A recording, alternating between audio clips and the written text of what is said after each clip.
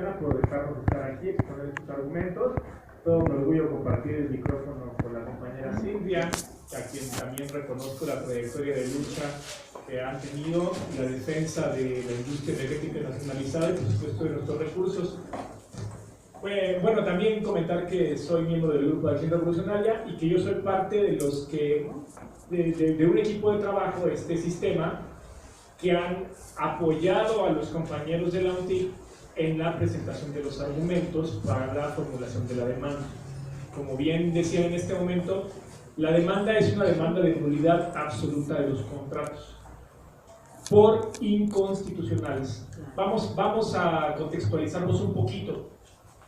En agosto del año 2013, Enrique Peña Nieto presenta la que se conoció como la reforma energética, que en realidad forma parte de una serie de modificaciones, de propuestas que se habían estado desarrollando de manera sistemática, intentando que el gobierno mexicano pudiese modificar la Constitución desde tiempo antes de Felipe Calderón. Es decir, es la misma película que vimos durante mucho tiempo, consumada por Enrique Peña Nieto. No hay que perder de vista eso, porque si hubiese la necesidad de juzgar a alguien por estas acciones, Peña Nieto no podría ser los únicos.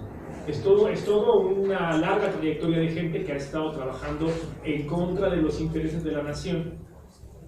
En segundo, el 20 de diciembre del 2013 se publica en el Diario Oficial de la Federación lo que se conocería como la reforma energética, que son las modificaciones esencialmente al artículo 25, al 27 y al 28 de la Constitución mexicana, para permitir que la industria petrolera y los recursos en petróleo, la industria energética en su conjunto con la electricidad y los recursos renovables, incluido también el tema del agua, se permitiera la intervención de privados extranjeros, se le quitara esta cuestión de carácter estratégico únicamente confinado para el Estado y pudieran entrar a este gran negocio privados extranjeros. ¿Por qué les comento esto?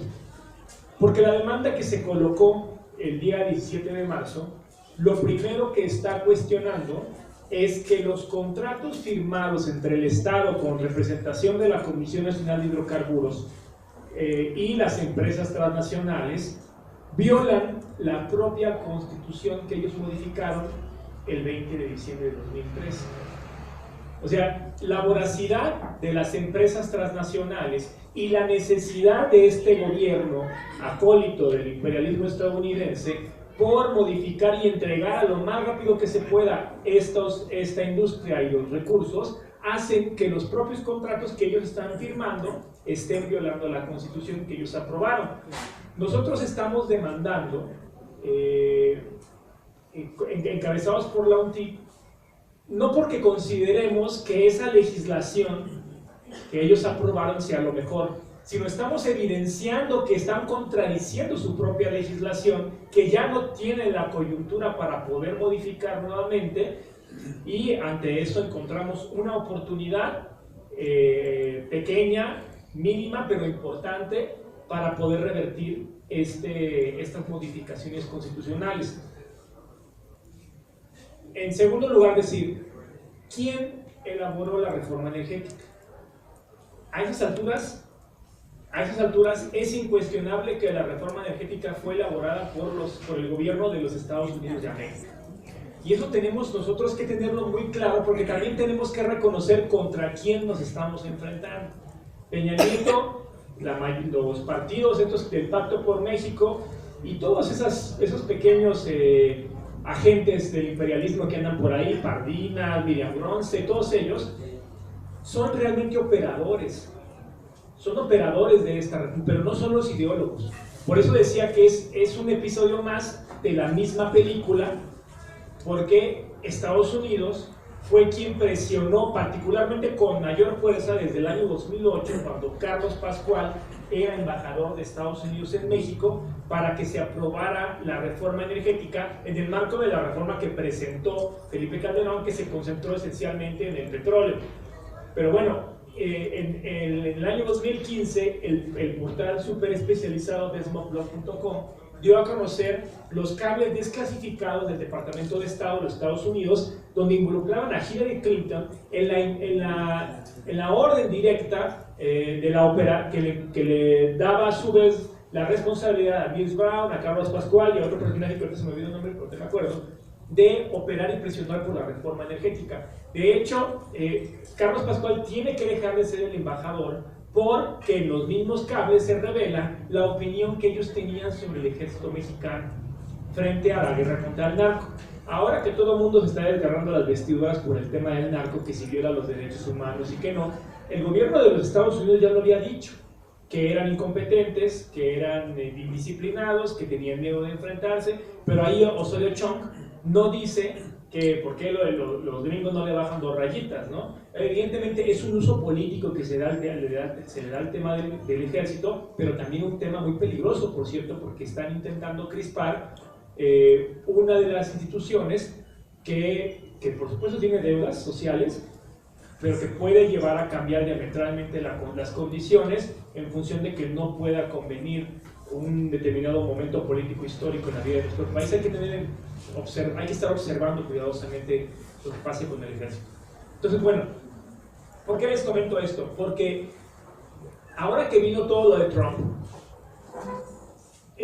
había un gran sector, incluso de la izquierda, confundido, diciendo que lo mejor era que Hillary Clinton hubiera llegado al poder.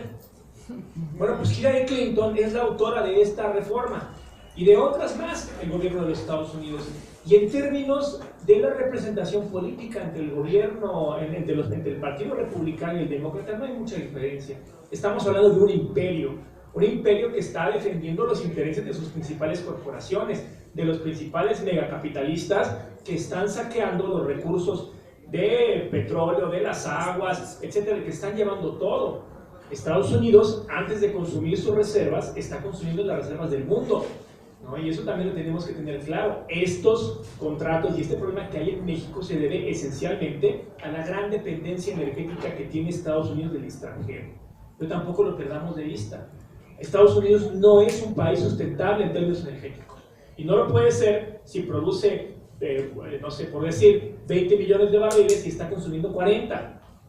Entonces, y además, el petróleo que ellos traen de Medio Oriente trae consigo el costo de la guerra. Y es mejor traer un petróleo que casi se les entrega de forma gratuita, ¿no?, con la administración de un presidente inepto, y que, pues, eso en términos reales resulta ser mucho más económico que traerlo de allá, ¿no? Bueno, este personaje, Carlos Pascual, en el reciente foro de Davos, dijo que el TLC no iba a incluir la discusión de la energía. Y eso es bien importante. Dice, no va a incluir la energía, la rediscusión del TLC, y yo sugiero, casi diciendo, esto es lo que vamos a hacer, que se apresuren los farm outs, que son estas migraciones de las asignaciones que le dieron a Pemex, el 86% de lo que solicitó, a contratos como los que está demandando la UNTIC. Eso es una cosa importante.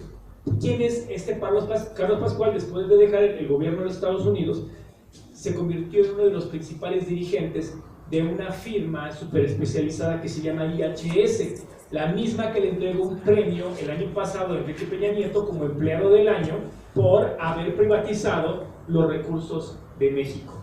Entonces, IHS es parte de los que están dirigiendo este proceso y operándolo. Pues básicamente lo que ellos están diciendo es, vamos a acelerar la entrega de las asignaciones de Pemex a contratos bajo los modelos que se otorgaron en la licitación 1, 2, 3 y 4 de la ronda 1.